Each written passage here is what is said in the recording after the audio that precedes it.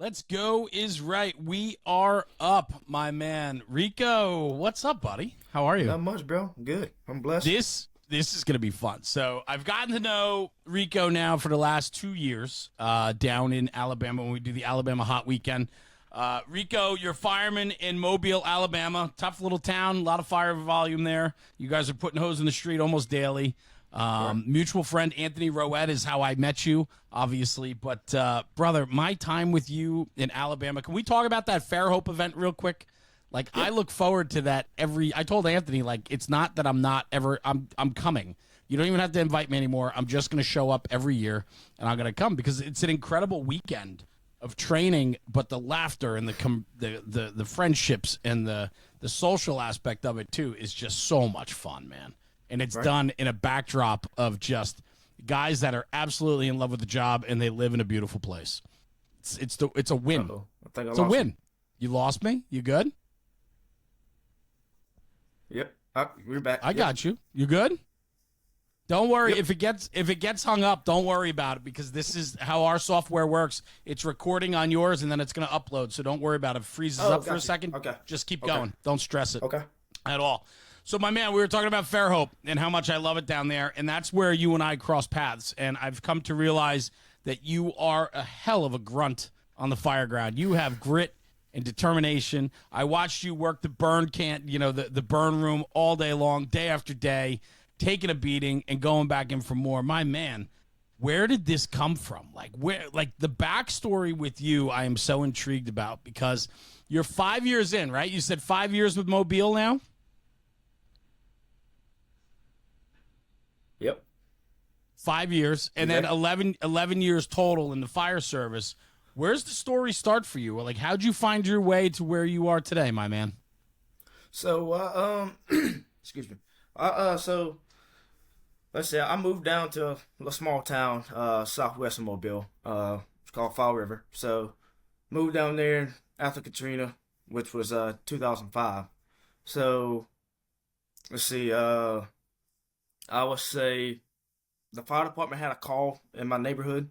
Yeah. And what was crazy, it came out as a fire. So me being nosy, went to try to go see what it was about, and it turned out to be canceled.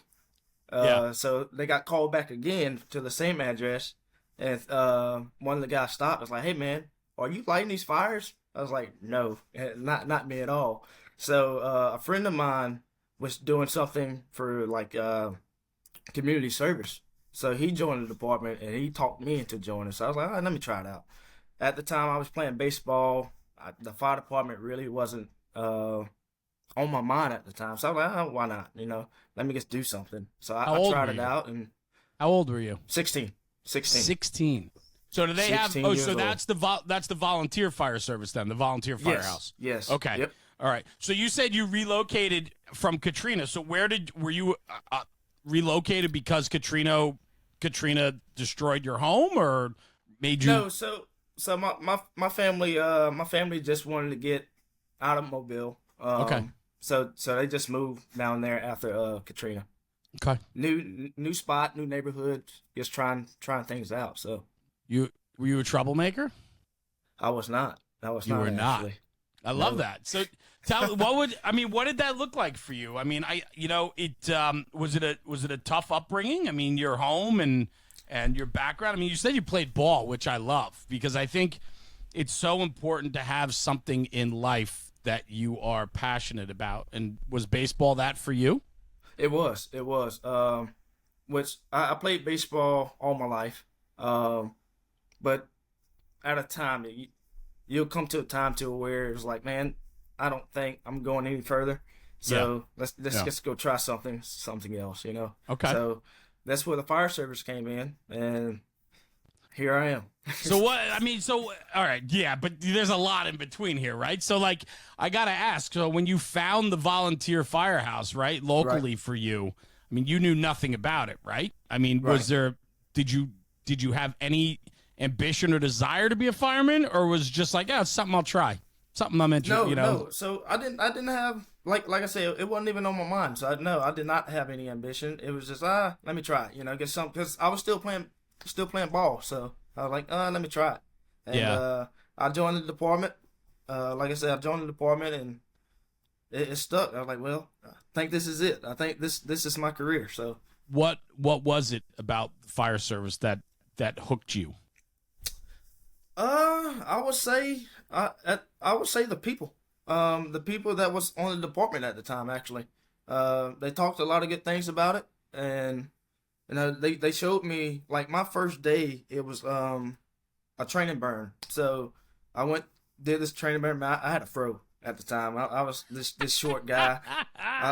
You gotta my share. fro was I want to so see. big. I want to see a picture of that. You gotta I'll share show it that to with you. me for sure. Yeah, Yeah. I didn't know anything. They was like, oh, all right, you join. I was like, all right, cool. They were like, And they yeah, put tomorrow we're doing a you training in burn. like they threw you to the fire, literally. They just threw me in. I was like, all right. And my chief, John Carrillo, he was like, man, just stay with me. These guys are good. I was like, all right, cool. So my first time on the nozzle, like I said, I just joined, so I don't know anything. Right. And they was like, man, open it up. Open it up. It was a white fog. And they was like, oh man, shut it, you steaming me. I was like, what that mean? So that's where that get in. I was like, all right, so I shut it down, and they showed me, the difference between the white fog and straight stream. So I was like, well, now that I know that, Now I know. think it's a little Yeah, too right. late. Yeah, Yeah. so, Literally first day, and they're day. putting you in there on the nozzle. I love that. Yep. But that's got to be a hell of a hook for you because the adrenaline, right? The excitement that goes with that, and from a guy that played sports, right? A baseball player, like you have this. You already understand team and working with people and what it's like to be a part of something. So to then get thrown into that, I have to think when you walked away from it that night, you were like, "Holy crap, this it is." was mind blown. It was a lot. It was was. definitely a lot. Yeah. And so, I mean, and then you were like, man, is this every day? Yeah, exactly. Do we get I to was do like, this? well, Do we get to do this every day? Yep. That's cool. What was it about the people that were there? You said the people mattered to you. It did. Welcoming, inviting, good atmosphere, good department. What'd that look like? Well, when I first walked through the door, everybody was like, who are you? Like I said, I had a fro, so I was like out of place to me. So I walked in, but everybody was welcoming. They introduced themselves, they were just real supportive. So I was like, man, I'm glad to have you. Yeah. I was like, at the time, I would say we probably had 15 to 20 people on the department at the time.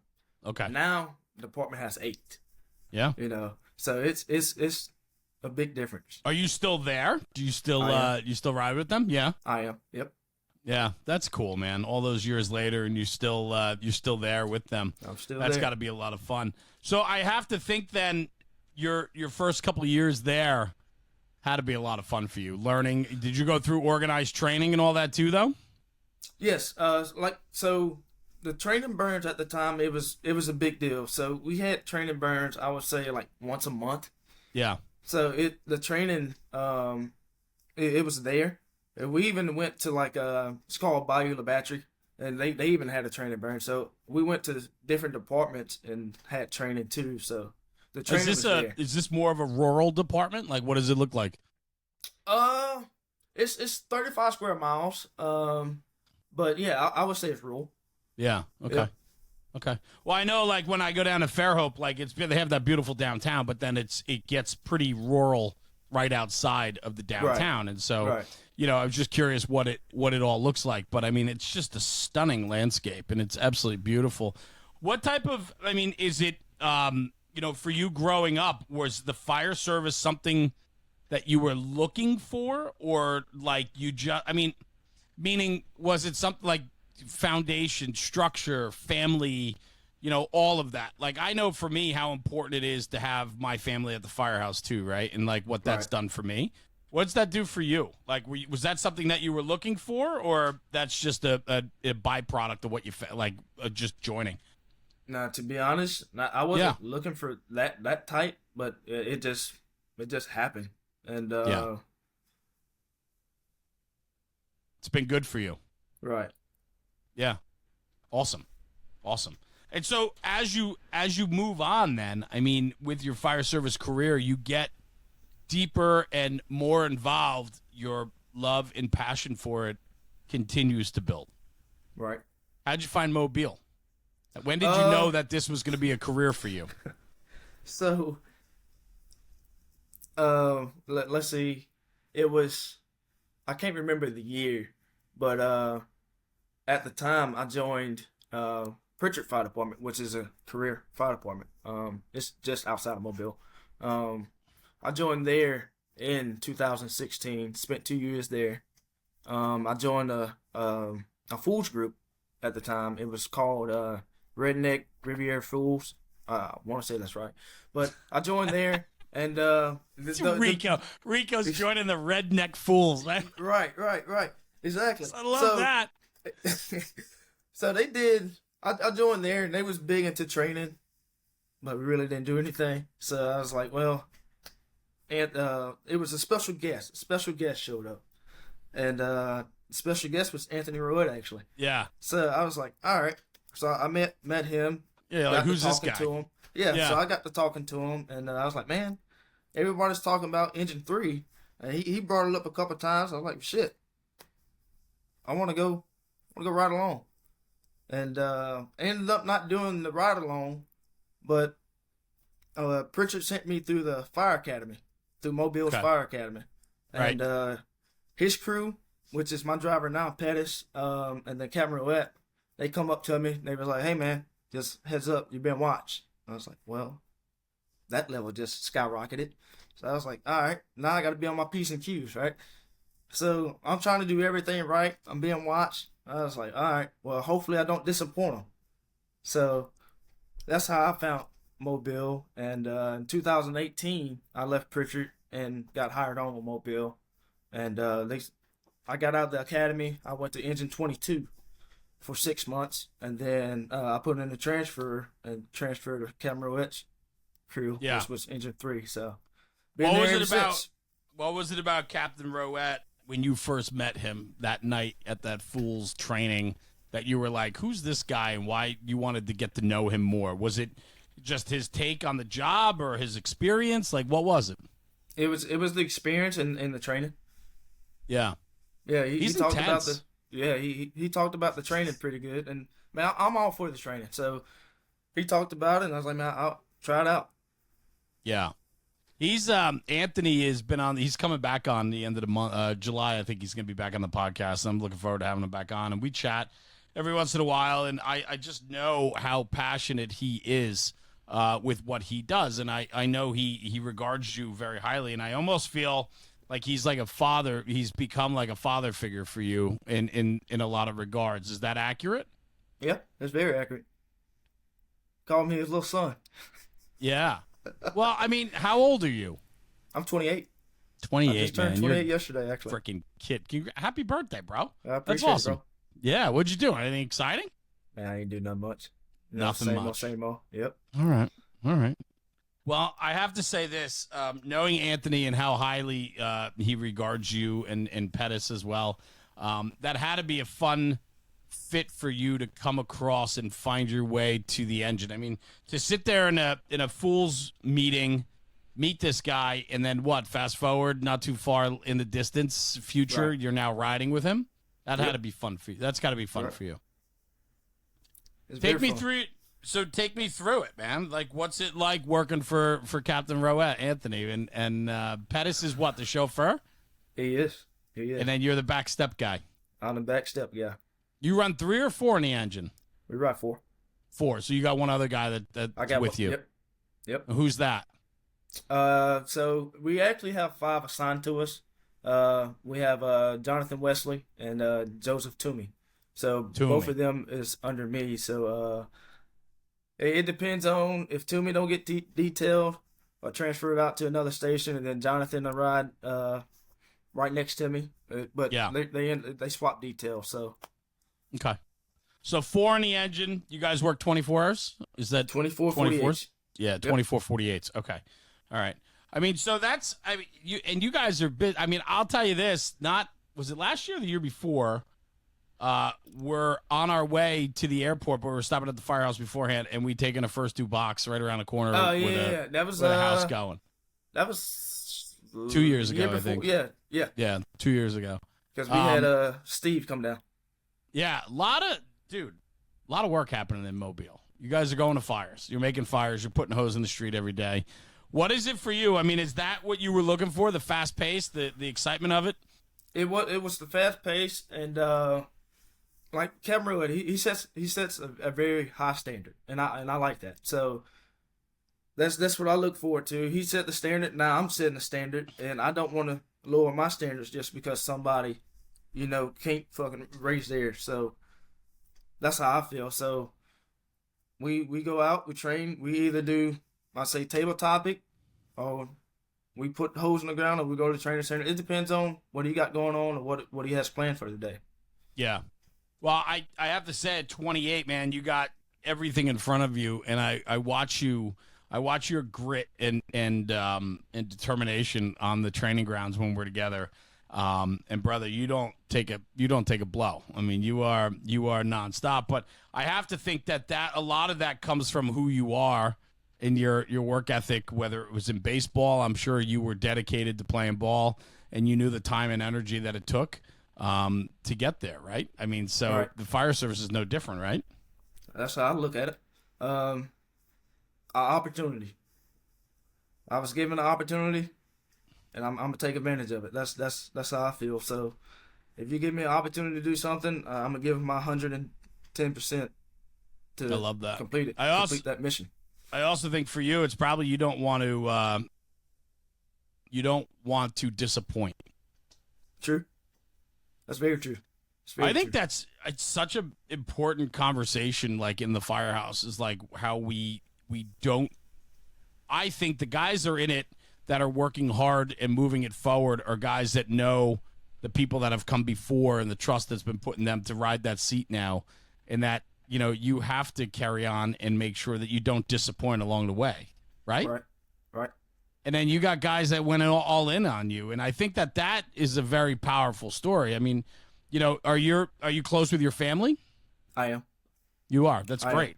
So I have to think then it parlays nicely into the fire department where you have Captain Rowett and the other guys that are a part of your family. I mean, it's got to be a good place to be. 100%. I love it.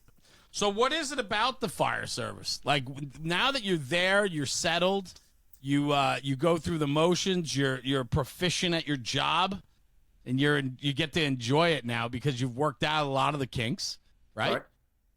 What is it about the job now? Has it given you everything that you've wanted? I mean, the expectations that you had for it? I mean, talk to me about that. So, everything that I've visioned from being the volunteer that I am now to, career, nothing has changed.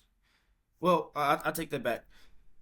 Change between volunteer and paid, stuff in the middle has changed because it's different on, not really that much different on the volunteer side, but it is different on the career as far as, the calls are not different. The calls are the same. You're going to run the same calls regardless, but as far as like the personnel.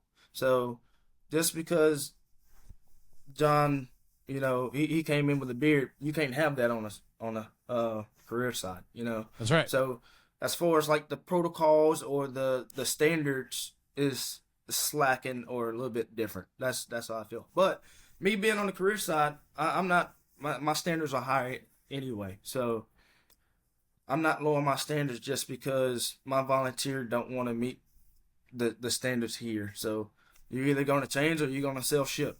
That's how I look at it. It's sure. I mean, there is a lot of that in the American Fire Service, that there is a difference in delivery and difference in standards, and that is a very, very hard conversation to have because it's trying to find balance. True. And it doesn't happen. And so, yeah, I can understand the frustration that comes with that. But the job itself for you, talk about Mobile. I mean, talk about what you're doing there. I mean, these are some tough neighborhoods, a lot of kids that look just like you, right? I mean, sure. And I think that what's really cool about that is that, and maybe in these less fortunate neighborhoods, a guy like Rico, man, you could really impress upon these kids that there's life outside of, where they're growing up right now, that they have opportunity, and opportunity exists with the fire service. No? I agree. Talk to me about I agree. that. Do you think about that? Do you find time when you're in the streets picking up or whatever that do you have interaction with the community? Does the community support the fire department? Are you looked upon as important to what's it all look like? So, on the outside looking in, the community that we run on, same color, people that looks just like me. I have been thinking about like what can I do to change it, but I don't know how to. What do you mean by that? Change what? The change people perspective, because like it's a couple communities that we run on that's really shaky, and I'm like, how can I change, Bill perspective of the fire department? Yeah. But I just don't, me personally, I don't know how to change that. I don't know how to, because my thing is like, if I go and try to talk to him, is he really listening?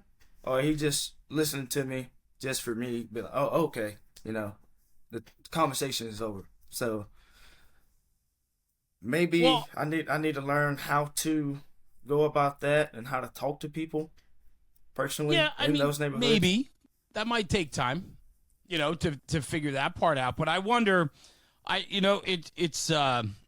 don't think you need to walk with a big stick, if you will. I think what right. I think what really is impressionable is that any of those kids that are going to like you, right? You said when you were little, you would watch the fire trucks come to the neighborhood, and then they came back again later, right? And but you were inquisitive, and you stopped what you were doing to see and to ask questions or to go look or watch or feel. And I think what's really cool is like picking up on kids like that in the neighborhood that might linger a half a second to look at the fire truck, and to see, a young black kid hop off that truck and go to work. It's so impressionable, because I have to believe that, right? It's like when you make an impact on a community that's starving for something more, that you might have the opportunity to be a role model or mentor for your peers, bro. That's freaking awesome, right? And you don't need to. I don't think you have to have the gift of conversation to go over and be like, hey, that will come in time, right? I think just you being there, and what I really want to impress upon you is your work ethic. Like your work ethic, bro, I've seen it firsthand several times. Like your work ethic is no bullshit. And you even said it before, like you want to come to that high level, that high standard. Right. I have to think then that high standard for you sets the bar even in your personal life. That you want to do better in your personal life because you don't want to disappoint, right? Right. I love that. And that's how I feel too. It's like, as your mom say, your last name means a lot. You don't want to disappoint your last name, right? So to me, I got two younger sisters. I got family that is doing bad things, but who am I? All they know is, hey, my nephew or my brother's doing something good for us, So that's the motivation that I have, the motivation that I look into to make me strive to make a better person. So you chose to find direction in a positive way. Right. Right? Right. Baseball do that for you? Yes. Actually it did. Like at first I started like T-ball. And I didn't go all the way out. I just stopped. I was at that age. Was this for me? I don't know what I need to do. You know what I'm saying? Sure. So I was like, in high school, when I went to high school, I joined the team in 9th grade, and I stuck with it ever since. And then the fire department came along, and then I joined the fire department. So as far as the motivation, the opportunity, the dedication, it's still nothing has changed. So, well, I think what's important about that is you could have gone down a bad path. Yeah, I could have. Yep. I mean, I could have chose left. I could have went left, with my family members. If I Why wanted didn't to, you? it was easy I'm going to push you on this. Why didn't you? because that's all I saw growing up. So I didn't want. I wanted to be the good in the family, or the good guy, if you will, to go the other way. I wanted to show people that it's more to life than that. I love it. That's an easy path to go down. I want to do something hard. Brother, that's powerful. I want to do something hard. It's so easy to get caught up, and I it's hard for me to speak to it, right? Because I don't know your situation. I'm sure it was very different than mine. But I know you. And for you to say that, there's two things I wrote down, brother. I always write down when I do the podcast, I write down different things the guest says because I'm trying to find a title for the episode. I title every episode with something that, comes back. And so I wrote two of them down. It says, your last name means a lot. And then I just wrote down, I want to do something hard.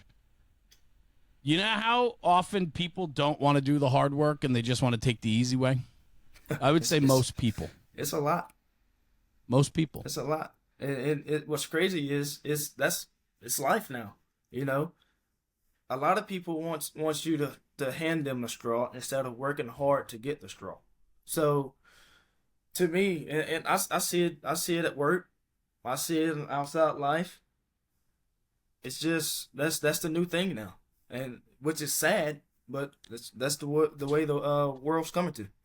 Have you gotten comfortable with doing the hard work? No, I'm not comfortable at all yet. But I mean that in life, right? Temptation is always there. Right? Oh, for sure. If I can take a shortcut, if I can get For sure. ahead, and for you to look in the mirror every morning, I bet you that is important for you to look in the mirror and say, I got this today. Like, I mean, I do it. I do it on my level. Like, there's certain things that, like, I don't want to do. You know what I mean? Like, there's things that we don't want to do, but we have to do them. And I think, like, the discipline of that is so important.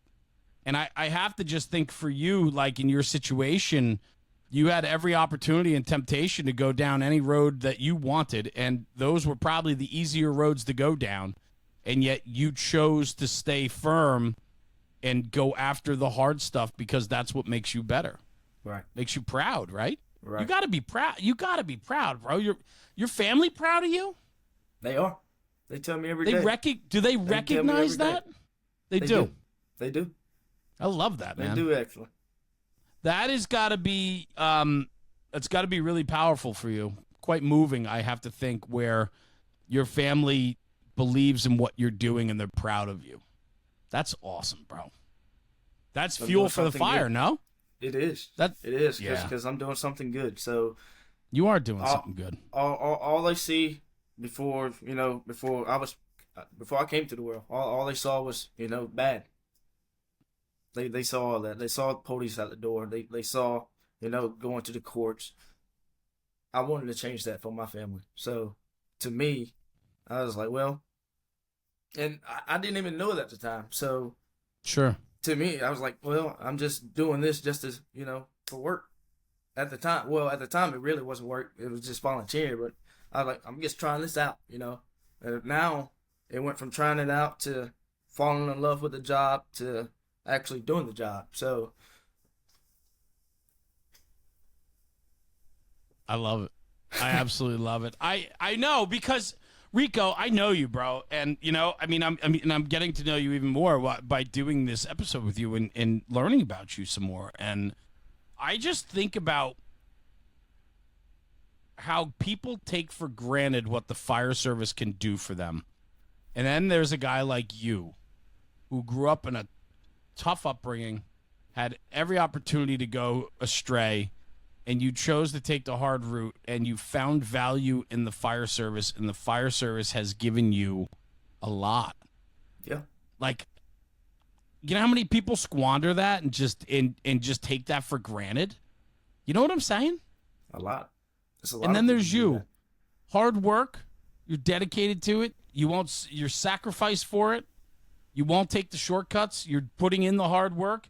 You get to now travel and teach with Anthony, and you've been working with Todd Edwards, and like your world has opened up 100-fold from where you were 6 years ago to 10 years ago.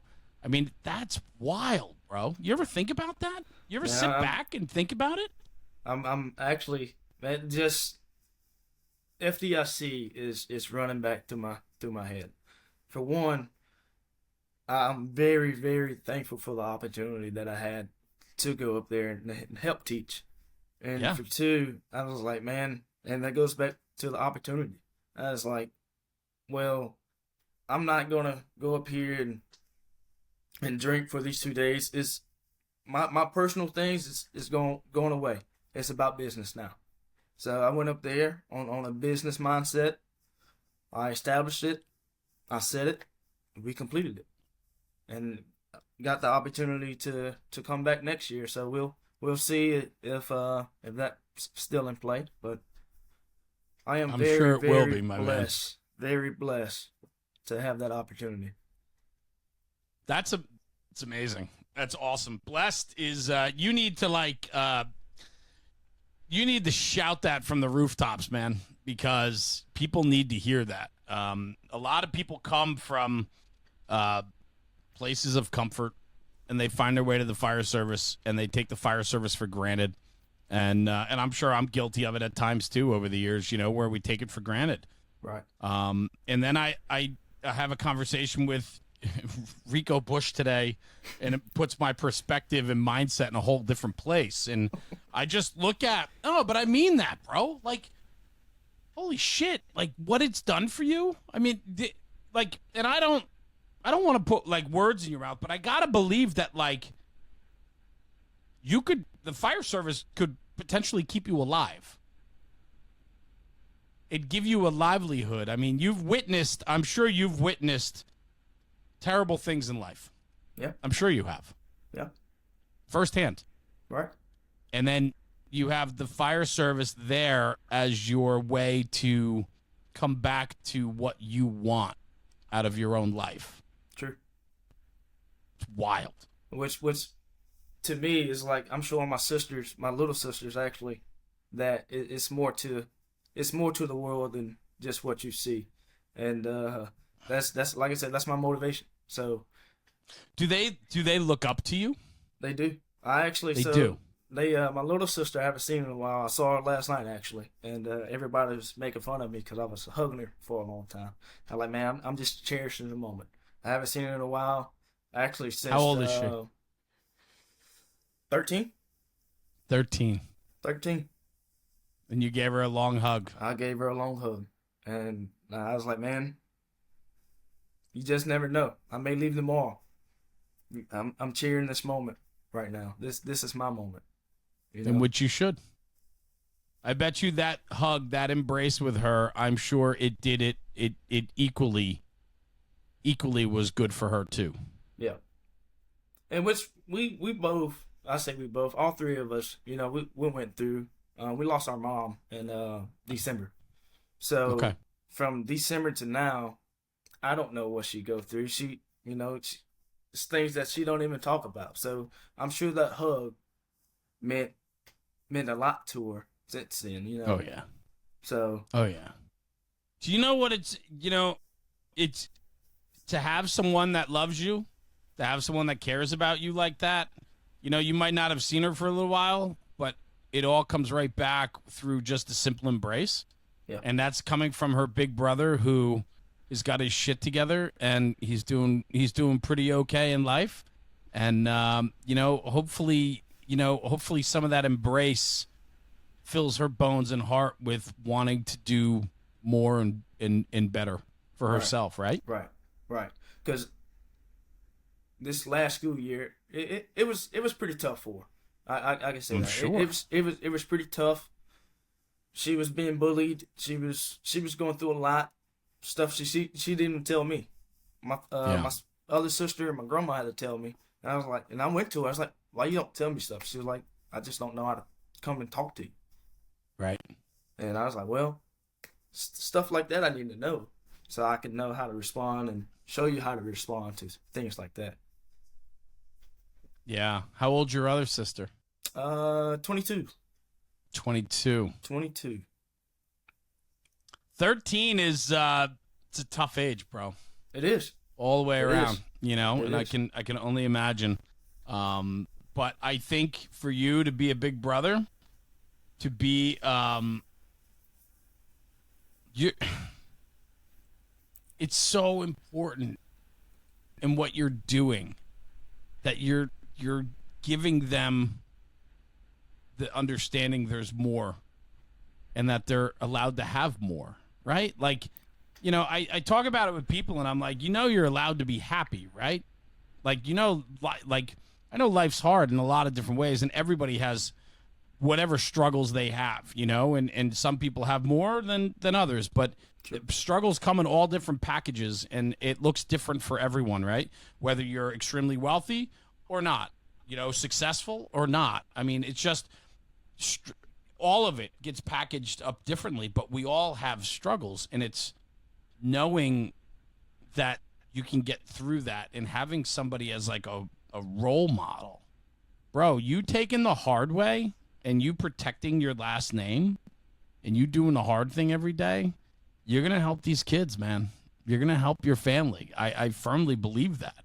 And I love that it's because of the fire service in a lot of ways. I mean, it's you. It's your heart, bro. It's who you are. It's what you are. It's what you stand for. But I'm sure the fire service has really helped you understand that. It definitely has. Definitely has. I love it. Yeah, I tell Cap all the time, you gotta let the leash off him. You have to let the leash off, but he won't do it. I don't know how to persuade Wait, him. what? What won't he do? I told him to let the leash off. He got me on a leash. Yeah. So I told him you gotta unclip. Do you need to be on one? No, not at all. Not at all. Well, I'll take that back. Sometimes that's it. I do. I bet. I do. You know, I But can you say gotta this take the about. opportunity. Yes, you do. No doubt. And I can say this about Anthony. I think he is a genuine soul. And I think that I know how passionate he is about the fire service, but more so about the people that he cares for. And I know that you are very important to him, just like Pettis is and the rest of the crews. Mm-hmm. That, you know, you guys are tight, and he's very in tune with making sure that you guys are okay. And I watched him father you on many of instances while I was there. But that to me, like, and I want to explore that with Anthony when he's on the show next time, because a lot of guys that are company officers kind of like, they leave the firehouse and it doesn't, they leave and then they come back 2 or 3 days later for the shift again. Mm. But he is a constant presence in your life. He dives in on you outside of the firehouse just as much as he does while you're on tour with him, right? He's involved in your life, and he's helping you stay on the hard path, right? Yep. We talk every day. What does that mean for you? Like, what does that do for you? Do you need that? You talk about the leash, but I almost feel like the leash is probably a good thing. Maybe he's got to lighten the grip on it every once in a while, right? Well, I mean, Rico still has to go out and make decisions and maybe make some wrong decisions, as long as they're not terribly wrong decisions, right? Right. That goes back to the standards. So he set the standard. He set the bar. I know what line do I need to cross. So, can we teeter that line a little bit? 100%. But I don't want to cross it. So that's what it means to me, is like, I can go out and have fun a little bit and have a good time, but I know what line to cross. I know what line not to cross. That makes sense. It makes a tremendous amount of sense. And I think for me, you know, one of the biggest things in my life is I don't like to disappoint people I love. Right. And I think that's what you're talking about. Right. You know, this is a guy that had gone all in on you from the get. The last thing you want to do is disappoint him. Yep. So it's just like like you said, disappointment. Not only I'm disappointing myself, but I'm also disappointing him.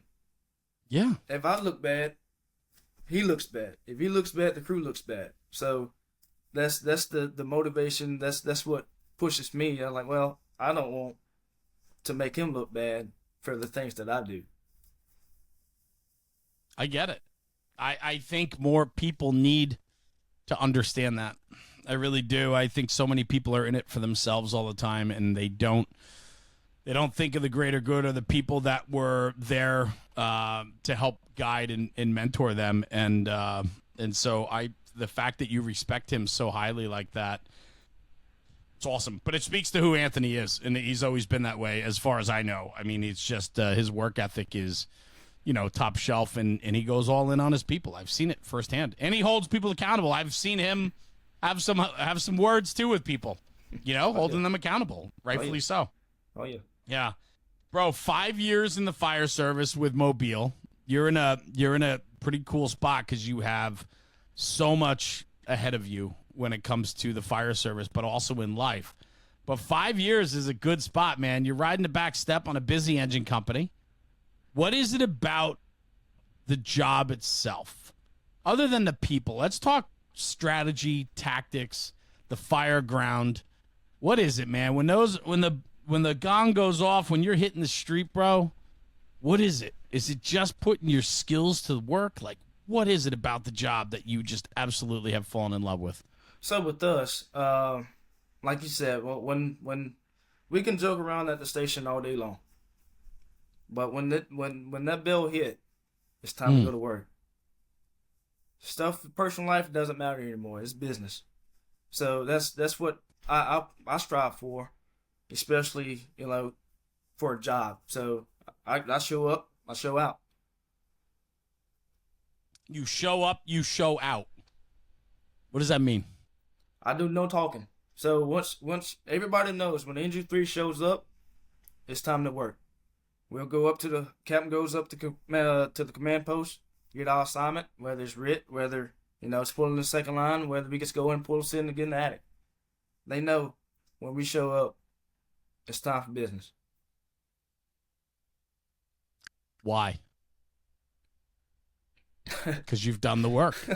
It's because you have a reputation, right? Yep. I mean, it's all of that. Do you love that? Like, bro, take it back to like baseball. That's like being on the winning team, right? Like the New York Yankees for many years, right? The New England Patriots for many, many years. All the rings that they've acquired over the years, they were the GOATs, right? And so, like on the fire ground, when your company arrives, you want to be on that winning team. You want to be that team that walks up with that swagger, and the guys, Engine 3's here we go. It's game time, right? That's exactly how they are. It's a good feeling, bro. It's a good feeling, right? Yeah.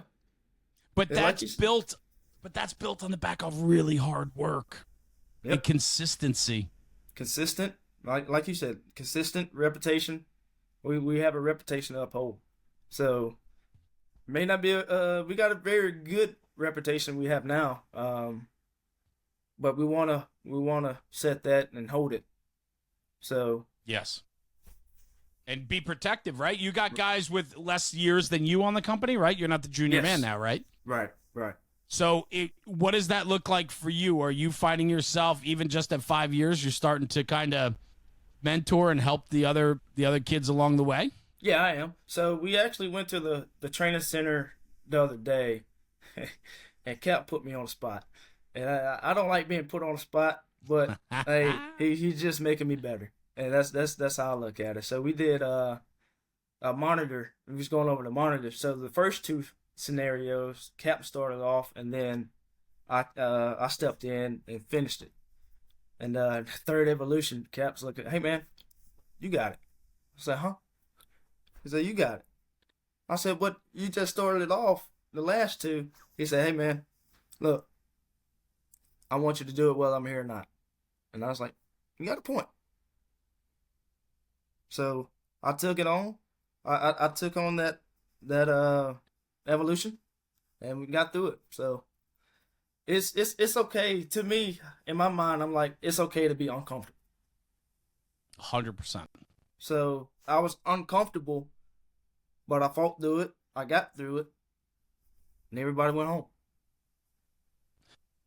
Yeah, and it also gives you now another step in the process of figuring it out.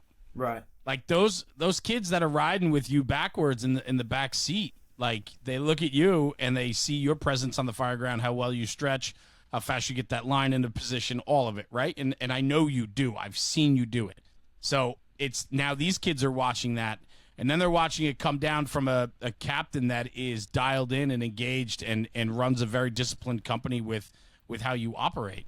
Right. Those kids look at you, and for you to then have the captain give you the bandwidth to teach them and to help be a part of their process and growing, bro, that's huge. Right. Huge. Right. Yeah, be comfortable being uncomfortable, because that's the only way you grow, right?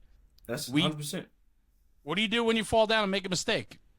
You just get back up and brush it off, or do you think about it, you work on it so you don't make that mistake again? Exactly. Me personally, I learn from it. Yeah. That's what I do. I fail multiple times. I failed my entire life probably, but Me too. I look back at it and kept it moving. I learned from that mistake and just keep going. That's right. You got to learn and move on. Like there's no other way. If you make a mistake and you don't hold yourself accountable, then you're not going to learn and you're not going to grow. Right. And those are the guys that aren't walking up to the command post with swagger. Right. 100%. I love it. What else? Talk to me. So what else about like the future of Rico, what you're doing, teaching, all of it? I mean, I know you've been a part of some conferences. You went to FDIC to teach. Incredible experiences, I'm sure, for you to see life outside of Mobile. It definitely being outside my comfort zone. But like you said, I went to FDIC. That was a big eye opener to me. I've been to multiple CFT conferences, attending. So that's, to me, I hope everybody just get outside the comfort zone and attend an outside department training, because to me, the training center can only teach you so much. So it's up to you to either rather take that or get outside your comfort zone to go somewhere else and learn from other people that's just like you, but have a little bit more knowledge than you, and then learn from them. So that's what I take from it. That's what I like. I like going to other people conferences, CFT. I've been to Texas with Camarouette, and I'm just learning, and very happy to be around the guys that I'm around. Very blessed as well. So. Well, I get to sit at some of those same tables with you, and I pinch myself at times too. And I just look at the amount of knowledge and experience that you can surround yourself with and what you do with it. I have to say, brother, like talking with you today has been a lot of fun, because, I've gotten to learn a little bit more about your story and where you come from and who you are. And you have so much in front of you. I mean, you are young, bro. You're 28. Yep. You got so much in front of you, and how dialed in you are, how disciplined you are, understanding the difficult road to get there. All of that, man, makes you very wise and mature beyond your age. And I think that you should be very, very proud of where you are and what you've become. And I think that you got the future in front of you like no tomorrow, bro. You got so much to offer, man. I'm excited for you. And I honestly think that like you can make a real difference in your community, with your family, with people that are looking for direction, people that are looking for something. I think the fire service, I think that is one of the strongest points of what the American Fire Service stands for. I think that a lot of people that find it didn't know they needed it. I can see that. It gives direction and structure and excitement and laughter and happiness, coupled with sadness and hard work. And I mean, it's just an incredible institution. And, I think that more people need to find it and people that are looking for something more. They're looking for a challenge. They're looking for structure or consistency. The fire service can offer that. True. Yeah. True. Yeah. But it doesn't go unnoticed, bro. You still have to do the work, right? I agree. You got to put forth an effort to it. It starts with you. It does. And you, my friend, I think it starts with you. I think I just found the title, bro. It's circled on my paper. It's so true, man. It's who you are. It starts with you. You've had every opportunity to go down whatever road you wanted. You took the hardest one yet. It's up to you to see what path you want to go. I love it, brother. I love it. Well, thank you. Thanks for sharing your story, man. Thank you for having me, bro. It goes quick. I mean, we're at over 50 minutes already, so it's I try to keep them to an hour. But okay. I just want to say this, Rico. I'm a better person for knowing you, and I think that you bring so much to the table, bro. And I appreciate you joining me on the podcast and yes, and so on. But don't be afraid to tell your story. And I actually think that, like, I want you to think about that, and I want you to sing it from the mountaintops about what it's like to be Rique Bush, man, because I just think that you have so much to offer, and I think that so many people can learn from your story.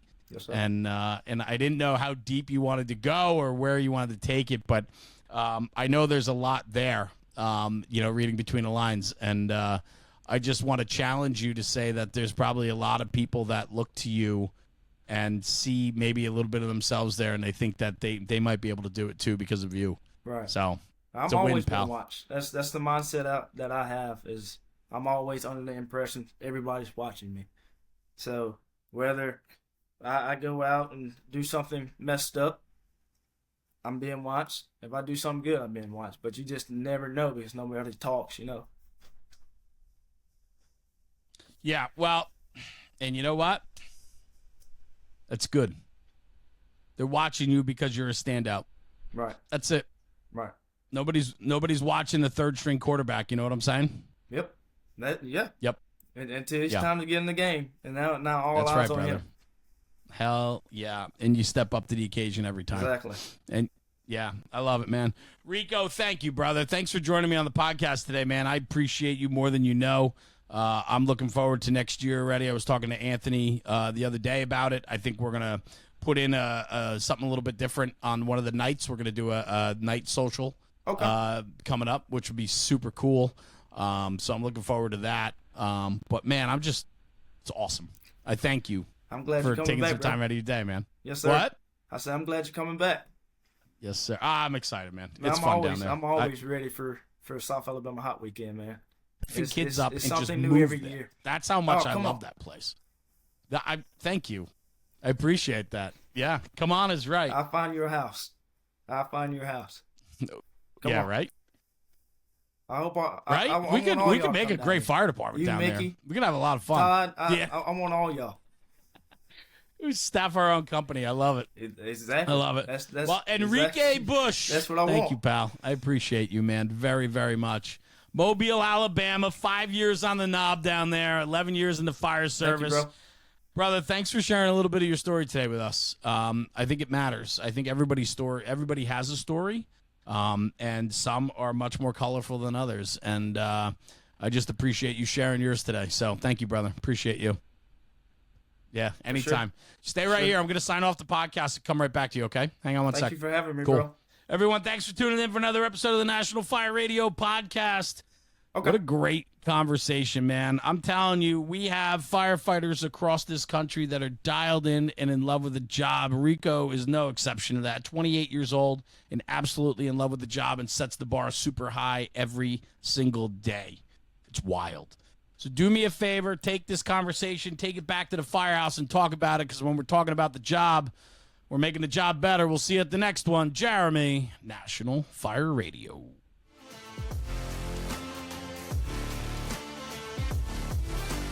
National Fire Radio.